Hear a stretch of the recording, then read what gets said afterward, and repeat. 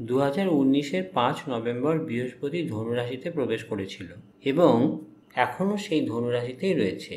30শে March 2020 ধনুরাশি থেকে বেরিয়ে আসবে এবং মকর রাশিতে প্রবেশ করবে এবং 30শে জুন পর্যন্ত মকর রাশিতেই থাকবে। মকর রাশিতে থাকবে তার শত্রু শনির সাথে একসঙ্গে। এর ফলে কোনো কোনো রাশির ভালো হবে, আবার কোনো কোনো রাশির খারাপ হবে। কিন্তু আমরা যদি ভালো বা মন্দ বিচার না করেই বৃহস্পতিকে সন্তুষ্ট করার কাজে নেমে পড়ি এখন থেকেই, তাহলে আমাদের ভালো হবে কিংবা আরও ভালো হবে। 30শে জুন বৃহস্পতি মকর রাশি ত্যাগ করে পুনরায় ধনুরাশিতে প্রবেশ করবে। 93 দিন বৃহস্পতি মকর রাশিতে থাকার ফলে সব রাশিকেই কম বেশি প্রভাবিত করবে। পৌরাণিক শাস্ত্র অনুযায়ী বৃহস্পতি ব্রহ্মাকে রিপ্রেজেন্ট করে। এই বৃহস্পতি শীল এবং ধৈর্যের অবতার। বৃহস্পতি বায়ুতত্ত্ব বা আকাশতত্ত্বের স্বামী। বৃহস্পতি শিক্ষা ও জ্ঞানের প্রতিনিধিত্ব করে। কর্কট রাশিতে বৃহস্পতি উচ্চ হয় এবং মকর রাশিতে বৃহস্পতি নিচস্থ হয়।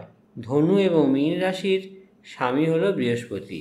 সূর্য, চন্দ্র, মঙ্গলের সাথে বৃহস্পতি মিত্রতা থাকে এবং শুক্র ও বুধের সাথে শত্রুতা থাকে।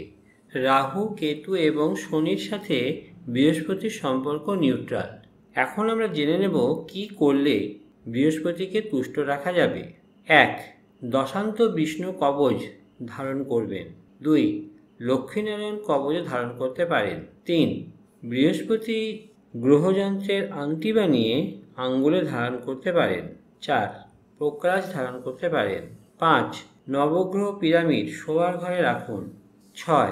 পারদ বিষ্ণু প্রতিষ্ঠা করে তাকে পুজো করুন। 7. বৃহস্পতিবার দিন গাইকে গরু এবং বৃহস্পতির বীজ মন্ত্র জপ করুন। দেখবেন এই কটা কাজ করতে পারলেই আপনি খুব সহজেই বৃহস্পতিকে তুষ্ট করতে পারবেন। ধন্যবাদ।